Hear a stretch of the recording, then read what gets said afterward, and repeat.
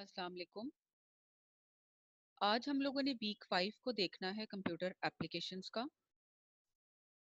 इस लेक्चर के अंदर हम लोग देखेंगे what is motherboard, expansion slots को देखेंगे, कंप्यूटर बसेस को देखेंगे, पोर्ट्स को और पावर सप्लाई को। सबसे पहले हम देखते हैं कि मदरबोर्ड हमारे पास क्या होता है। कंप्यूटर की जब हम बात करते हैं तो इससे पहले हमने काफ़ी चीज़ें पढ़ ली हैं। हमने ये देखा कि सीपीयू क्या होता है, मेमोरी क्या होती है, रैम क्या होती है, रोम क्या होती है। इसके अलावा हमने कहा कि माउस होता है, कीबोर्ड होता है और डिफरेंट आउटपुट और इनपुट डिवाइसेस होती हैं। अब क्वेश्चन ये आता है कि ये सारी जो चीजें हैं, यानी कि ये जो सारे हार्डवेयर कंपोनेंट्स हैं, इनको ऐसी कौन सी सरफेस है, ऐसा कौन सी लोकेशन है, या ऐसी कौन सा आपके पास कोई इक्विपमेंट है या पार्ट है कंप्यूटर का जिसके ऊपर आप इनको असेंबल करते हैं या कनेक्ट करते हैं, और कनेक्शन के बाद ये एक दूसरे के साथ कम्युनिकेट करते हैं। तो वो जो पर्टिकुलर पार्ट है कंप्यूटर का, या लोकेशन है या बोर्ड है, उसको हम मदरबोर्ड कहते हैं। मदरबोर्ड क्या होता है? ये एक ऐसा बोर्ड होता है जिसके ऊपर सीपीयू से रेलेवेंट डिफरेंट सॉकेट्स, रैम, रोम और डिफरेंट कार्ड्स, जैसे हम मेमोरी कार्ड को यूज कर रहे होते हैं, हमारा साउंड कार्ड होता है, इंटरनेट कनेक्शन के लिए हमारे पास डिफरेंट कार्ड्स होते हैं, नेटवर्क कार्ड्स जिनको हम कहते हैं, उन सारों को मदरबोर्ड के ऊपर कनेक्ट किया जाता है। और ये कनेक्शन के बाद क्या होता है, आप आपस में इन डिफरेंट जो आपके पास हार्डवेयर डिवाइसेस हैं, इनकी कम्युनिकेशन करवा सकते हैं, डेटा को सेंड कर सकते हैं, डेटा को रिसीव कर सकते हैं, या इंस्ट्रक्शंस के साथ आप कोई भी काम कर सकते हैं। A motherboard is the main circuit board inside a computer that connects the different parts of a computer together. It has sockets for the CPU. Sockets का मतलब होता है ऐसी जगह जहां पे आप किसी भी चीज को कनेक्ट कर सकते हैं। It has sockets for the CPU. CPU के लिए मदरबोर्ड के ऊपर लोकेशन बनी हुई है जहां पे आप उसको कनेक्ट कर सकते हैं। इसके अलावा रैम के लिए, और एक्सपेंशन कार्ड्स। एक्सपेंशन कार्ड्स क्या होते हैं? नाम से आपको पता है, एक्सपेंशन कार्ड यानी कि ऐसे कार्ड्स जो जिस पर्पस के लिए हम यूज करते हैं उसके अंदर एक्सपेंशन की हेल्प कर रहे होते हैं। जैसे ग्राफिक कार्ड्स होते हैं। ग्राफिक कार्ड्स क्या होते हैं? जब आप इंसर्ट कर लेते हो तो आपका सिस्टम की जो ग्राफिक्स हैं वो इम्प्रूव हो जाती हैं। साउंड कार्ड किस लिए यूज करते हैं? ताकि हमें साउंड सुनाई दे, आवाज आए हमें हमारे कंप्यूटर के अंदर से। नेटवर्क कार्ड्स हम किस लिए यूज करते हैं? हम इसलिए यूज करते हैं ताकि हम क्या कर सकें, डिफरेंट नेटवर्क्स के साथ लैन में, वैन में या मैन में कनेक्ट हो सकें, या इसके अलावा हम इंटरनेट के साथ कनेक्टिविटी करवा सकें। और इसके अलावा जाता है स्टोरेज कार्ड। स्टोरेज कार्ड्स होते हैं जैसे हम यूज कर रहे होते हैं मेमोरी कार्ड को। Memory card is the best example of storage cards.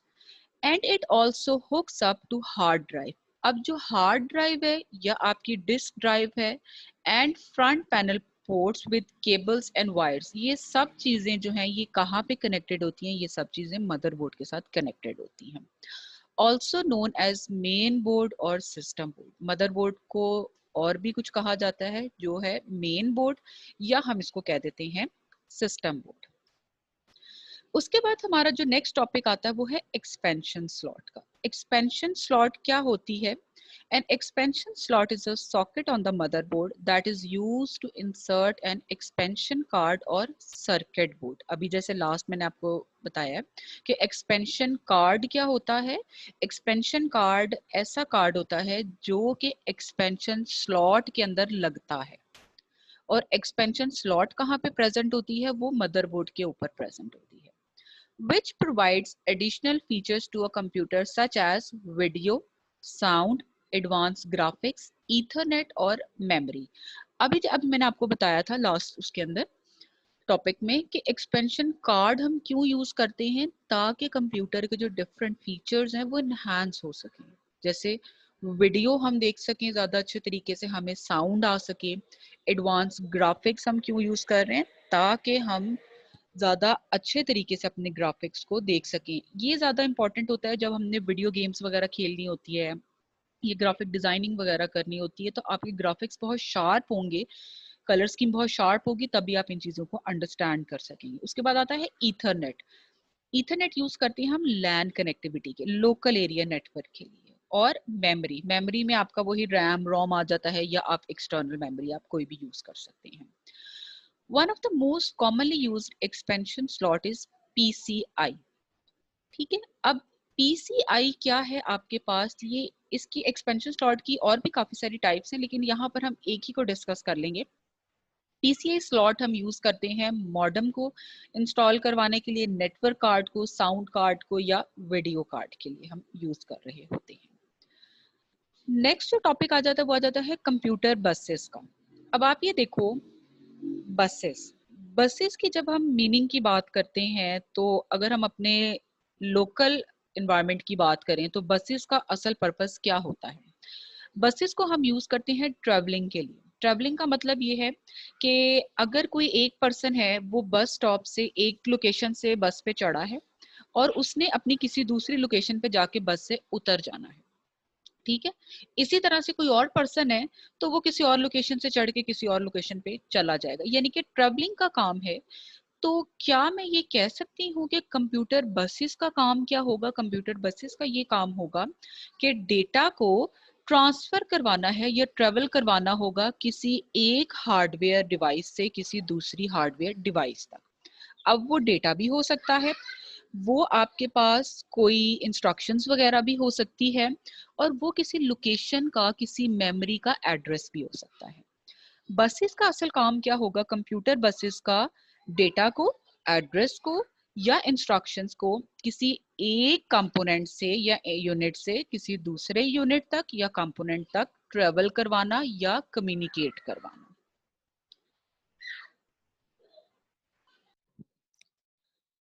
Definition देख लेते हैं जो कंप्यूटर हमें कहता है। बस is a group of conducting wires which carries information from one unit of computer to other unit of computer. All the peripherals are connected to microprocessor through bus. अब पहली लाइन के अंदर बस is a group of conducting wires, ये उसने उसकी थोड़ी सी बता दी है, आप ये कह सकते हैं कि उसकी कंस्ट्रक्शन बता दी है। फिर कहता है विच कैरीज इंफॉर्मेशन। अभी देखो, उसने जर्नल टर्म यूज की है इंफॉर्मेशन की। इंफॉर्मेशन के अंदर इंस्ट्रक्शंस भी हो सकती हैं, डेटा भी हो सकता है और एड्रेस भी हो सकता है। From one unit of computer, यानी कि कंप्यूटर के एक पार्ट से, एक यूनिट से, to other unit of computer, दूसरे पार्ट की तरफ। ऑल द पेरिफेरल्स, पेरिफेरल्स क्या होती हैं? जितनी भी आपकी इनपुट या आउटपुट डिवाइसेस होती हैं, इन जनरल टर्म्स उसको हम पेरिफेरल डिवाइसेस कह देते हैं। यानी कि all the input and output devices are also known as peripheral devices, या उनको हम कह देते हैं peripherals. All the peripherals are connected to microprocessor through bus. ठीक होगा जी। अब ये आपस में कैसे कनेक्टेड होती हैं? ये भी माइक्रो प्रोसेसर में बसेस के थ्रू कनेक्ट होती हैं। नीचे उन्होंने पिक्चर दी हुई है डायग्राम के अंदर। आपकी लेफ्ट साइड के ऊपर माइक्रो प्रोसेसर यूनिट है, यानी कि CPU है। लंबी लाइंस जा रही हैं एड्रेस बस की, फिर डेटा बस की और कंट्रोल बस की। ये हम आगे इसकी टाइप्स देखेंगे। अच्छा जी, अब आ जाता है types of computer buses. Computer के अंदर बसेस की 3 टाइप्स हैं, address bus, data bus and control bus. अब आप ये देखो, फंक्शनैलिटी हर टाइप की उसके नेम के अंदर ही वाजे हो जाती है। सबसे पहले अगर आप देखो एड्रेस बस, तो आपको नाम से ही पता चल जाएगा कि ये ऐसी बस है जो क्या ट्रांसफर करने के लिए काम आती है, एड्रेस को। और एड्रेस हमेशा कौन सा होता है? मेमोरी का होता है। तो मेमोरी एड्रेस को एक यूनिट से दूसरे यूनिट पे ट्रांसफर करने के लिए हम क्या यूज करते हैं? एड्रेस बस को यूज करते हैं। It is a group of conducting wires which carries address only. Address bus is unidirectional. Unidirectional का मतलब ये है कि ये दोनों डायरेक्शंस में फ्लो नहीं करेगा। उसकी रीजन ये है कि एड्रेस हमेशा एक ही जगह से दूसरी जगह पे जाता है, उसको वापस आने की जरूरत नहीं होती है, because data flow in one direction from microprocessor to memory or from microprocessor to input or output devices. Next आ जाता है हमारे पास डेटा बस। अब आप देखो, नाम में ही हमें पता चल रहा है डेटा बस, यानी कि ये ऐसी बस है जो डेटा को ट्रांसफर करने के लिए यूज करते हैं एक इनपुट यूनिट या आउटपुट यूनिट या मेमोरी यूनिट से दूसरे यूनिट तक। It is a group of conducting wires which carries data only. Data bus is by directional. By directional का मतलब ये है कि डेटा की ट्रेवलिंग जो है या डेटा का फ्लो जो है वो दोनों डायरेक्शंस में हो सकता है। यानी कि अगर आपने इनपुट से डेटा को लिया है तो आप उसको आउटपुट वाली साइड पे भी भेज सकते हो और आउटपुट से भी दोबारा डेटा आपका इनपुट वाली साइड पे जा सकता है। Because data flow in both directions from microprocessor to memory or input output devices and from memory or input output devices to microprocessor। Third type हमारे पास आ जाती है कंट्रोल बस की। अब आप देखो कंट्रोल बस, हमने इससे पहले पढ़ा था कंट्रोल यूनिट के बारे में, और कंट्रोल यूनिट के बारे में हमने क्या कहा था कि कंट्रोल यूनिट किस पर्पस के लिए यूज होता है। हमारे जितनी भी आपकी प्रोसेसिंग होती है, इनपुट लेते हो आउटपुट लेते हो, ये सारा काम कैसे होता है, जो कंट्रोल यूनिट है वो इंस्ट्रक्शंस को जनरेट करता है। अब ये जो इंस्ट्रक्शंस जनरेट हो रही हैं, ये इनपुट यूनिट तक कैसे पहुंचती हैं या आउटपुट यूनिट तक कैसे पहुंच जाती है, या इंस्ट्रक्शंस कैसे सीपीयू तक चली जाती हैं, अरिथमेटिक लॉजिकल यूनिट तक चली जाती हैं कि कौन सा टास्क परफॉर्म करना है, ये कैसे ट्रेवल होती हैं, ये सिर्फ और सिर्फ इंस्ट्रक्शंस ट्रेवल होती हैं थ्रू कंट्रोल बस। तो कंट्रोल बस का क्या काम है, इंस्ट्रक्शंस को ट्रेवल करवाना होता है इसने एक यूनिट से दूसरे यूनिट तक। It is a group of conducting wires which is used to generate timing and control signals to control all the associated peripherals। ठीक हो गया जी, इंस्ट्रक्शंस जनरेट किया। अब इंस्ट्रक्शंस के अंदर टाइमर भी हो सकता है, कंट्रोल सिग्नल्स भी होते हैं, ठीक है। और ये किसके साथ एसोसिएटेड होते हैं, ये इनपुट एंड आउटपुट यूनिट के साथ एसोसिएट होते हैं। Microprocessor uses control bus to process data, that is what to do with selected memory location। अब वो कह रहा है आगे कि सम कंट्रोल सिग्नल्स आर, अब जो कंट्रोल बस है यहाँ से जो कुछ सिग्नल्स जनरेट होंगे वो कौन कौन से हो सकते हैं, या कंट्रोल बस क्या ट्रांसफर करवा सकता है। मेमोरी रीड, यानी कि मेमोरी को रीड करने की इंस्ट्रक्शन जनरेट कर सकता है, मेमोरी को राइट करने की इंस्ट्रक्शन जनरेट कर सकता है, इनपुट यूनिट को या आउटपुट यूनिट को रीड करने की, I/O का मतलब है इनपुट आउटपुट रीड। फिर नीचे लिखा है इनपुट आउटपुट राइट, यानी कि अगर वहां से उसने डेटा लेना है और उसको चेंज भी करना है। एक चीज आपने यहाँ पे जहन में रखनी है, जब भी हम कंप्यूटर बसेस की बात करते हैं, एड्रेस बस की, डेटा बस की या कंट्रोल बस की, इनको जो टास्क असाइन किए गए हैं वो उसके अलावा दूसरा टास्क नहीं परफॉर्म करती। यानी कि अगर एड्रेस बस है तो एड्रेस बस का काम सिर्फ और सिर्फ एड्रेस बस, एड्रेस की ट्रांसफर है। वो कभी भी डेटा को ट्रांसफर करने के लिए हम एड्रेस बस को यूज नहीं कर सकते हैं। सिमिलरली अगर हम डेटा बस के बात करते हैं तो डेटा बस का काम सिर्फ और सिर्फ डेटा को कैरी करना है। डेटा बस से हम कभी भी एड्रेस को ट्रांसफर करने का काम नहीं ले सकते और कंट्रोल बस का काम नहीं ले सकते। और इसी तरह से कंट्रोल बस का कि सिर्फ आप इंस्ट्रक्शंस को अगर ट्रांसफर करवाना है तो कंट्रोल बस यूज करोगे, डेटा को या एड्रेस को ट्रांसफर करवाने के लिए हम कंट्रोल बस को कभी भी यूज नहीं कर सकते। अच्छा जी, उसके बाद जो हमारा नेक्स्ट टॉपिक है वो है पोर्ट्स का। अब आप देखो पोर्ट्स क्या होती हैं। पोर्ट्स हमारे लिए बड़ी इंपॉर्टेंट होती हैं। हम माइक्रोफोन का आगे से जो नॉब होती है वो हम एक पोर्ट में लगाते हैं, हम यूएसबी लगा देते हैं, इंसर्ट कर देते हैं, ठीक है। इसी तरह से सीडी डालने के लिए हम यूज करते हैं, डिफरेंट एक्सटर्नल हार्ड डिस्क लगाने के लिए हम यूज करते हैं। अगर हम अपने सीपीयू की बात करते हैं, डेस्कटॉप कंप्यूटर की बात करते हैं, तो वहां पे हमने प्रिंटर अटैच किया होता है, उसके साथ एक वायर होती है, वायर को भी आप कंप्यूटर के अंदर अटैच करते हैं। इसी तरह माउस होता है, कीबोर्ड होता है, स्कैनर होता है, स्पीकर्स होते हैं। इन सब के साथ जो वायर्स अटैच होती हैं उनको आप अपने कंप्यूटर के अंदर किसी एक पर्टिकुलर लोकेशन पे प्लग इन कर देते हैं, लगा देते हैं। अब वो जो पर्टिकुलर लोकेशन है उसको हम पोर्ट्स कहते हैं। A computer port is a connection point or interface between a computer and an external or internal device। यानी कि अगर आपने इंटरनल या एक्सटर्नल डिवाइस को कनेक्ट करना है कंप्यूटर के साथ तो वो कैसे करोगे, आप पोर्ट्स के साथ करोगे। इंटरनल पोर्ट्स में connect such devices as hard drives and CD-ROM और DVD ड्राइव्स। अब आप देखो हार्ड डिस्क होती है हमारे कंप्यूटर के अंदर, CD-ROM होता है या DVD-ROM होता है। इसके अंदर भी प्रॉपर वायर्स होती हैं और ये वायर्स जाके कनेक्ट होती हैं कहाँ पे, पोर्ट्स के साथ होती हैं।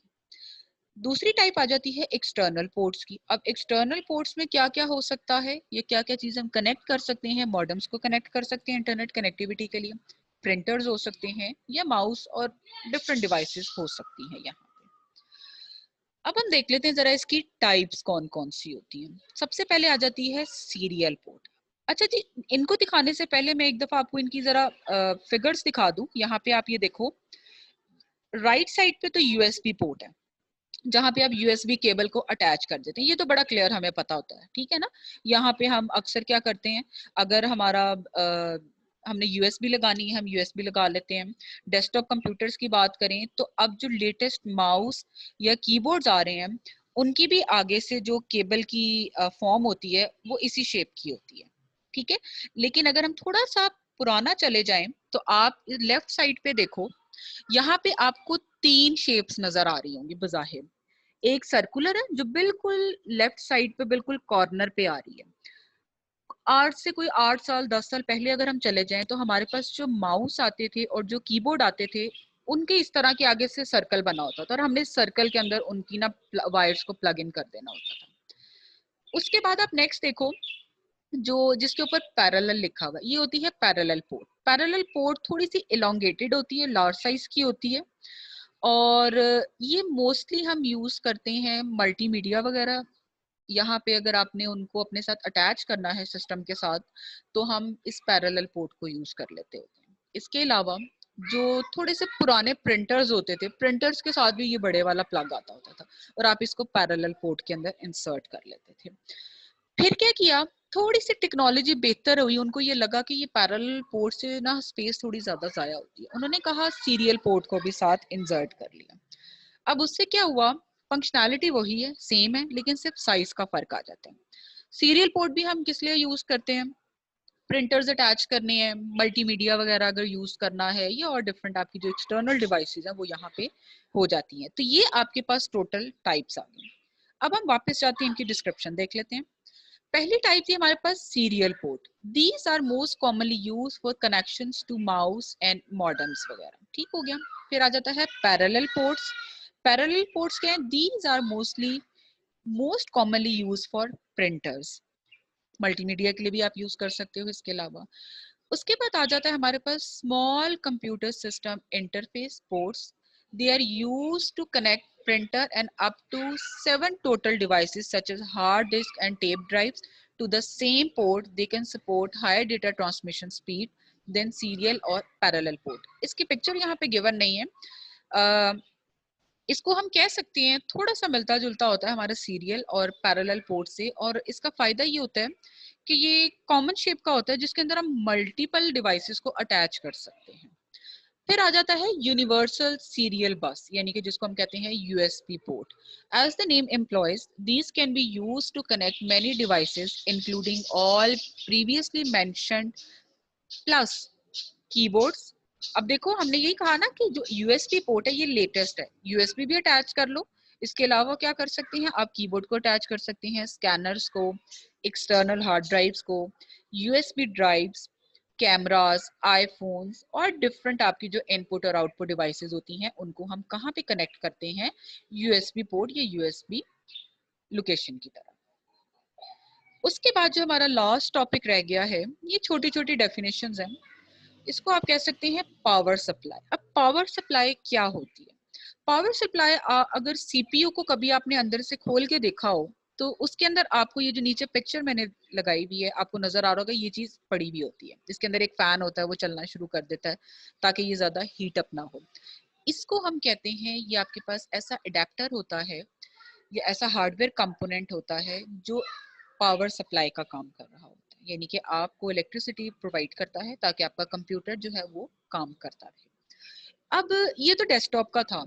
अब जरा हम मॉडर्न थोड़े से आ जाएं तो लैपटॉप्स के अंदर बैटरीज होती हैं, थोड़ी इलोंगेटेड सी, थोड़ी लंबी सी होती हैं, और मोर एडवांस टेक्नोलॉजी। और अगर हम अपने मोबाइल फोन्स में आ जाएं तो वहां पे हमारे पास क्या होती है, छोटी सी बैटरी होती है जिसको आप अपने मोबाइल फोन्स में से निकाल लेते हैं बाजुकात, अगर रिप्लेस करनी है, खराब हो गई है या कोई और मसला हो गया। तो ये आपके पास क्या है, power supply, abbreviated as PS और P/S। A power supply or PSU, power supply unit, is a hardware component of a computer that supplies all other components with power. Power provide करने के लिए हम इसको यूज कर रहे होते हैं. The power supply converts a voltage AC into a steady low voltage. ये उन्होंने उसकी थोड़ी सी फंक्शनैलिटी बताई भी है, वर्किंग बताई भी है. Usable by the computer and rated by the number of watts it generates. Power supply का काम आ गया. पावर सप्लाई का काम क्या है? पावर प्रोवाइड करता है डिफरेंट कंपोनेंट्स को. हमारे कंप्यूटर के लैपटॉप्स हैं तो लैपटॉप्स के अंदर भी हमारी बैटरी होती है, मोबाइल फोन्स हैं तो उसके अंदर भी पावर सप्लाई के लिए हम क्या यूज करते हैं? बैटरी को यूज कर रहे होते हैं. आज के लेक्चर में हमने क्या देखा है? हमने देखा था मदरबोर्ड क्या होता है, उसके बाद हमने देखा एक्सपेंशन स्लॉट्स क्या होती हैं, उसके बाद हमने देखा था कंप्यूटर बसेस क्या होती हैं, फिर हमने देखा था पोर्ट्स क्या हैं और उसकी टाइप्स क्या हैं, और लास्ट में हमने देखा था पावर सप्लाई के बारे में. Thank you very much.